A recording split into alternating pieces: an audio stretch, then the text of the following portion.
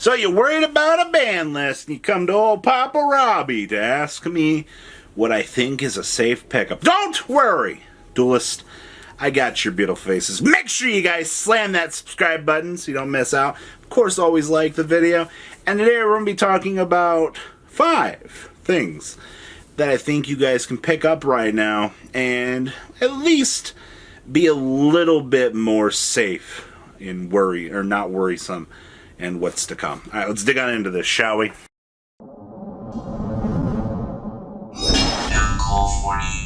Number 1 on our list here, and this is going to be kind of expensive, it's Shaddoll. Now, my friend has been playing Shaddoll for so long. He's like, oh my god, this deck is so fun.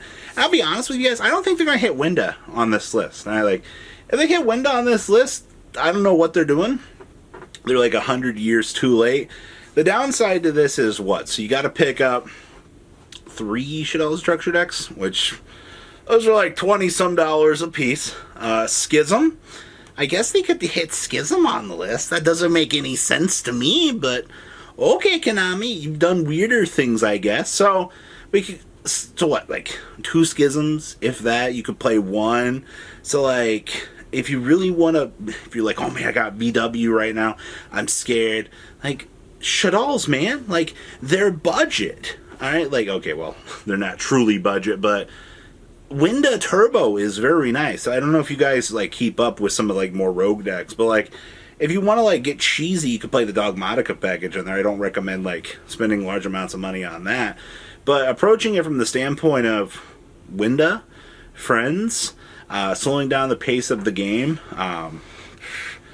I think a lot of people really underestimate the power window. I mean, you also get access if you want to play the Shaddoll package in combination with like Renona and things like that. So you can play the new Alistair spell card that'll give you access to further views.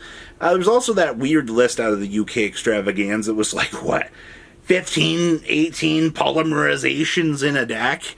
It's like, if you want to get cheesy and try some weird things like that, you can, alright? Like, I think that was really freaking cool in terms of concept and development, just for, like, the potential for deck building, alright? So, yes, Shaddolls are something that you can approach, and if you want to go play, like, that weird UK list, you can. It's actually really cool. Next up, we have Antipater and Friends. Now, I thought about putting a note here and being like, technically Praying Kids too, but for this we're going to be talking about Antipater. So, I do think, in all honesty, that Researcher is up on the chop, or up on the reprint block right now. Alright, like, we already reprinted the Golden Lord. Whoo! Did we reprint the Golden Lord? Which means that Researchers, I think they went back up over the $40 mark recently. Which means that, oh, baby! They're up for the reprint. Literally, when we opened up the Golden Lord for a reprint, we were like, hey guys, I see you, I see the rest of you.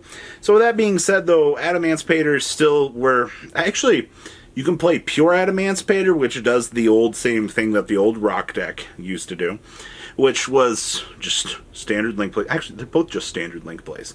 Alright, what if Konami went after Boral's, Mr. Boral Savage for the negate? Then this deck would kind of fall apart, but that's a story for another day. So you have a couple things you can do. You play the original package where you basic link climb, do all those shenanigans. We know how great that was. Or you can do link shenanigans with some Prank Kid cards in your deck. I do kind of think that the Prank Kids build is a little bit more consistent, but it's really weird because we've recently seen more tops with, I think, what is it? Pure has 3 tops to the Adamantipator Prank Kids, which I think has 2 at the moment. So all things considered, though, the combo potential for this deck is still massively high. Like, it's still probably the best interactive deck in today's format, looking at how things are going right now. So keep in mind, Yu-Gi-Oh! You can still pick up Adamantipator. I mean, yeah, you might lose a little bit on a reprint, but it is a fairly safe pickup. It's not going to get hit on the ban list.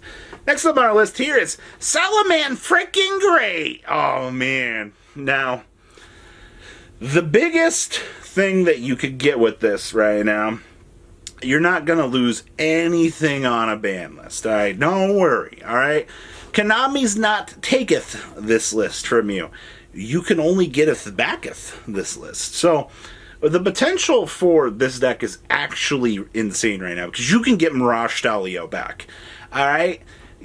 Access Code Talker's not going to get banned. So if you're looking at Salaman Great right now, besides the fact that it's like, oh yeah, it's Cyverse, you have the cool interactions with the other previous support. Cool thing right now is the deck is not going to get hit.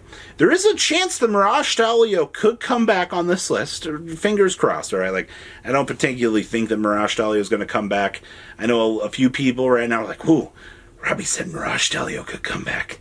Ooh, that excites me. And then they're like yelling frickin' Bankai, frickin' Excal. It's weird, man. Like, I don't want to see Mirage Stalio come back because I didn't like the generation that the deck had. But in terms of consistency and how well the deck has been, even though it's like been pushed down to tier 2 at this point in time, it's still one of the safest pickups in modern Yu-Gi-Oh! Alright? Like, besides Access Code Talker being up for a potential reprint, that's a story for another day.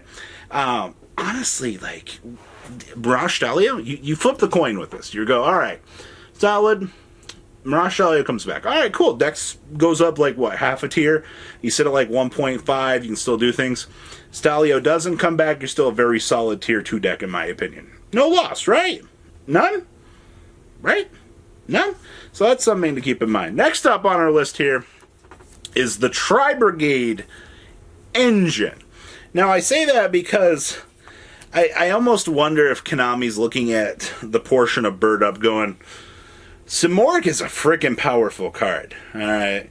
I was thinking about this earlier in the day. I was like, you know, honestly, the TriBrigade core itself is a pretty solid pickup. Like, Fractals, Shurug, Baron Blossom, like, that part of the core, like, yeah, it's a decent amount of value, but at the end of the day, it's like, this part's safe. And I look at the rest of the deck, and I look at Samorg, I'm like, if Konami wants to get cheesy and they want to do something really bad to the community, they could touch it. I don't think that they're going to, because that would just be against what I think Konami would prepare for.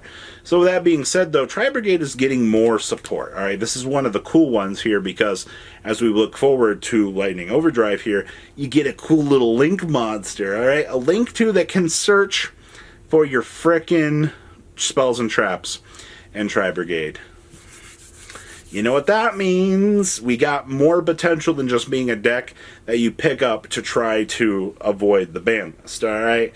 And I think when you can see things that can extend beyond the horizon here, and you're like, alright, so I can approach this right now, and, okay, so it's safe now. Unlike Salad, where it's like, alright, Mirage Stalio comes back, we get more potential. This, you're guaranteed the more potential later on because it hasn't been hit yet. So, if you are approaching TriBrigade right now and you're like, kind of leaning towards this, kind of want to pick it up, is something going to happen on the list? No. You're going to be good throughout the list. You're also going to get a further boost come Lightning Overdrive, which honestly just means that, what?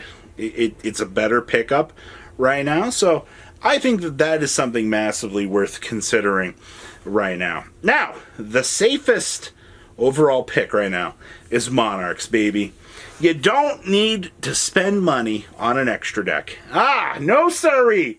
No extra deck shenanigans here. You want to lock your opponent's extra deck? No fun for you over there, Mr. Walker in the street. No, no, no. No fun for you. Vanity's Fiend? The only thing you gotta worry about is a Forbidden Droplet over there. Heh. Yeah, we're a Monarch player. What are we worried about? We tribute summon during your turn. No special summons. Domain? Okay. So honestly, this deck is still cheap. Like, one of the cheapest decks in modern Yu-Gi-Oh! Right now. No real money to spend on this.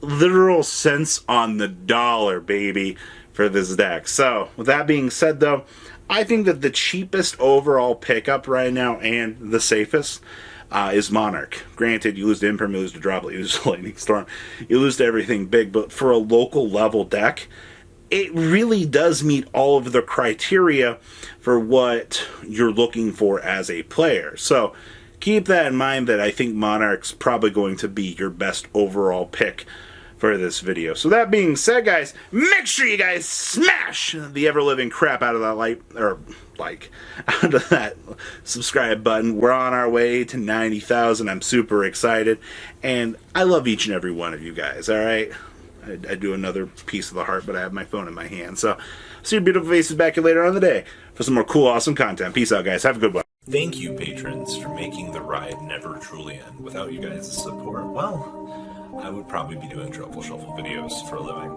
Guys, please check out VanCole40 for all of your Cardfight Vanguard content brought to you by MCole40. And if you are looking to pick up singles, check out MColeGames.com for your trading card game needs. Thanks for watching, everybody.